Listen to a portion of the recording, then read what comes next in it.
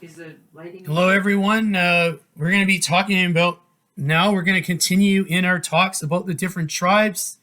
We're talking about the tribe of Naphtali, and I'm going to see if I can get some. Got some glare here.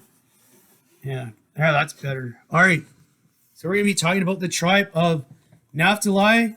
This is a very interesting tribe, actually. I think it's a pretty unknown tribe, actually. Very few. Uh, I saw there's not a lot of knowledge. You have to do a lot more digging with the tribe of Naphtali. But when you do, you come up with it. They're actually a very interesting tribe, like Dan is. Uh, so Dan was like everywhere, and we saw that. And Dan ended up in Africa, in Ethiopia, and Sudan, and on West Africa, and potentially in Nigeria and Ghana. But we also see that Dan was also with Naphtali, and they were in the east. They started in the city of the Medes. The Naphtalites were in the city of the Medes. There's different Jewish, works and titles. The Jews have a good understanding of where they were when they were exiled out. Those 10 tribes ended up in the city of the Medes, and that's where the Naphtalites were, along with Dan and Gad and Reuben and the East Manasseh, which was known as Gilead. These people were in the eastern portions on the east side of Jordan. So they said that the tribe of Gad truly was enlarged, and Reuben went out further, and Gad and the Manassites went east as far as actually the river Euphrates, as according to Jewish sources. So they moved out far east. And so it's not a surprise that the Naphtalites and Dan and Gad, Reuben and East Manasseh were in the far east, as far as actually northwestern China even, and India, where the White Huns are actually the Naphthalite tribes. They were known as the Kudutsi or Kudusai. It was a tribal name given to the Naphtalites from that area of the Medes in that area. And they were in Scythia, and they were up in that area of Scythia, and Danites and the other tribes, and Gad and Reuben, Manasseh, those tribes followed along with Naphtali. Naphtali followed along with his fellow brother Dan. They were brothers. They were very similar in nature. They were pretty warlike, and they moved around. Dan said they were going to. It talks about Dan moving around and being leaping out of Bashan, while Naphtali says the hind let loose, and so they were known as the White Huns. The White Huns, and the White Huns went all over, and they had a very massive empire actually, and that goes with the blessing given to Naphtali. Naphtali was actually blessed, quite. They said they would be blessed, and they would possess the west and the south.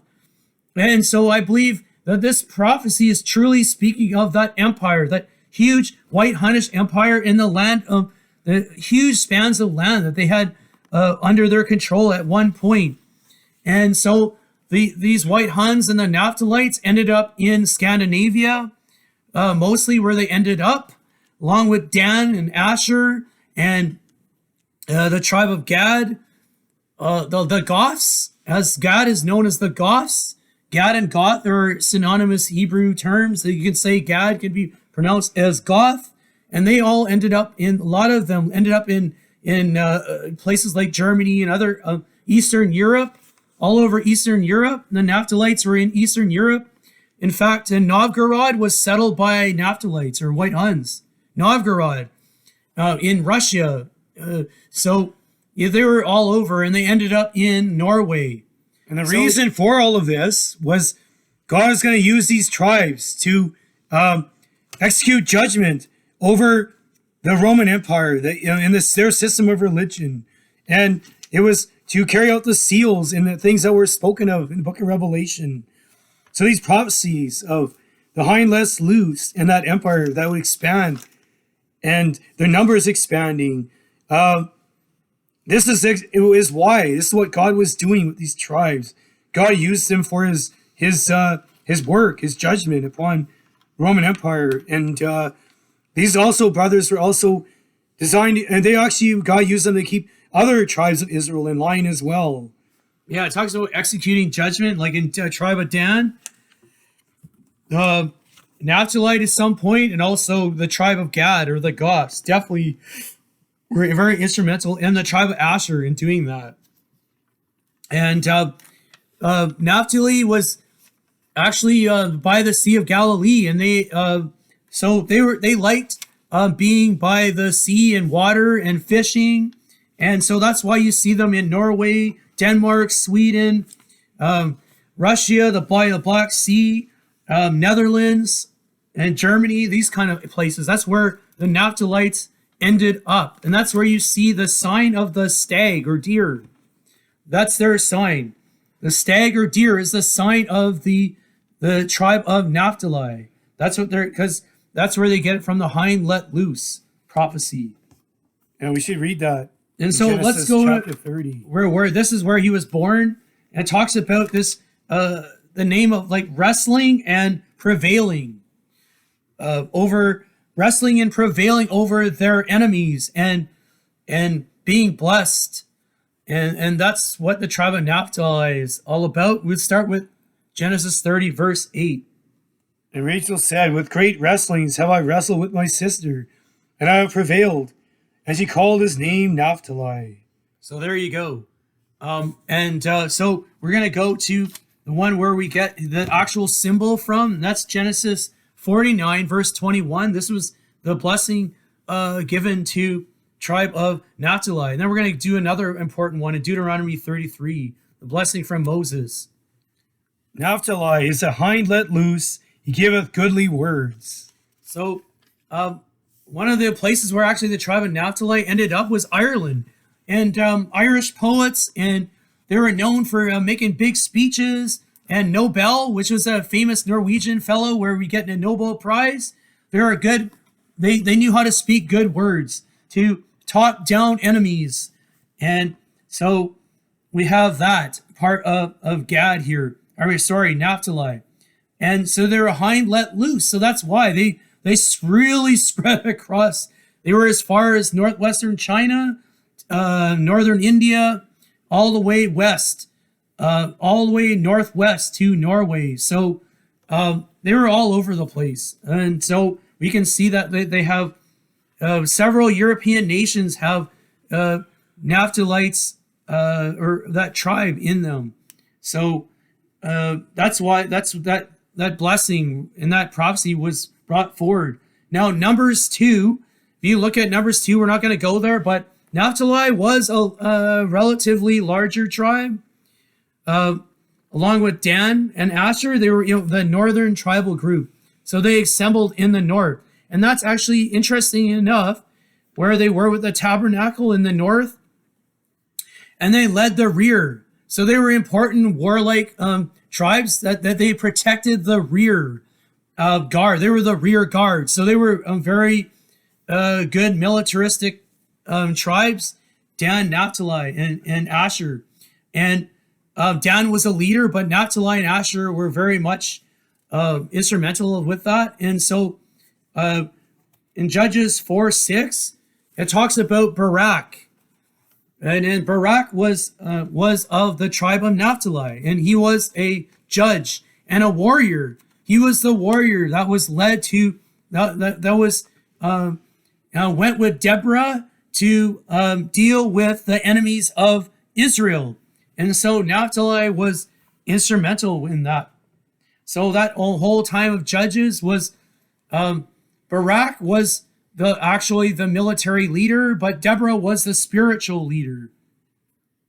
She stood up when there was no real strong male leader at that time. So she was a judge that ruled but Barak was the military component here. And so Barak brought other tribes together. Asher came with, and some of the tribes, other neighboring tribes, beside Naphtali came and helped. Zebulun came, which is, we're going to talk about that tribe later. Zebulun And but these tribes were with each other, Dan, Asher, and Naphtali. So because Naphtali and Dan are actual brothers.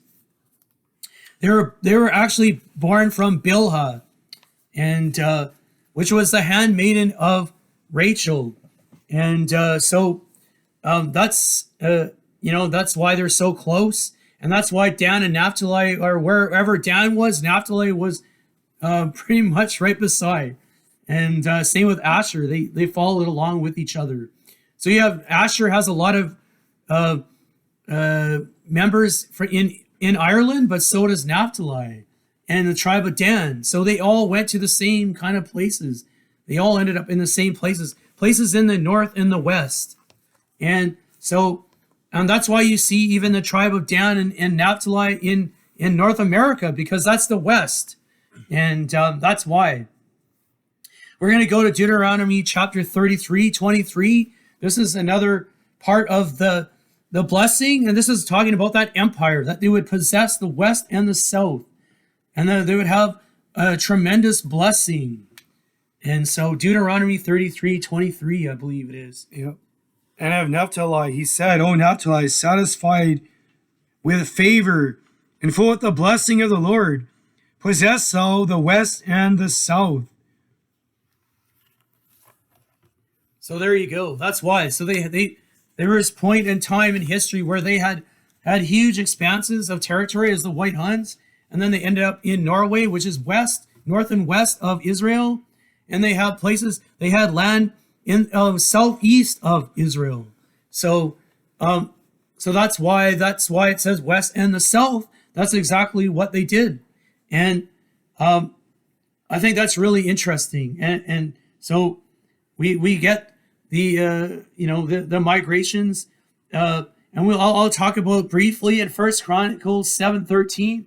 I'm not going to go there, but it makes reference to some of the sons of Naphtali, Jaziel, and they said that Jaziel, you can get the change Zealand, Jaziel, Zealand, which is where you get a region in Denmark and another region in Netherlands.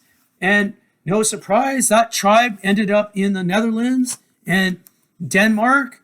So that's why we have the tribe of Naphtali in those countries. We have Gunny, and there is Gunner. There's kings of Norway in Scandinavians with the name Gunnites. And then we have Jezer, and Shalom. And those people were, like I said, found in the other places where Naphtali was found. So I believe that's pretty much all I'm going to say. I think we covered the tribe of Naphtali as much as can be done. And so we're going to continue on our talks. And before I go, I'd like to point out that when you look at each country's coat of arms, you're going to see multiple symbols of heraldry on them. And so these European nations and Eastern European nations, when you see different signs on the same coat of arms, and that's actually giving us the information of which other tribes were dwelling among them and with them in that particular country or that land. So when you carefully look at the coat of arms for the White Huns and some of these countries like Belgium and Eastern European nations, what we find is there's multiple symbols. So when we look at these multiple symbols, we also realize that, there's a lot of other tribes, and they're all over the place. And this heraldry tells us which groups of people were together and which ones migrated. So we can track their migrations to the symbols on the coat of arms and nations' flags. Just want people to keep that in mind when we're discussing this topic. All right. God bless everyone. We're going to continue with the tribe of Gad. All right. Take care, everyone, and God bless.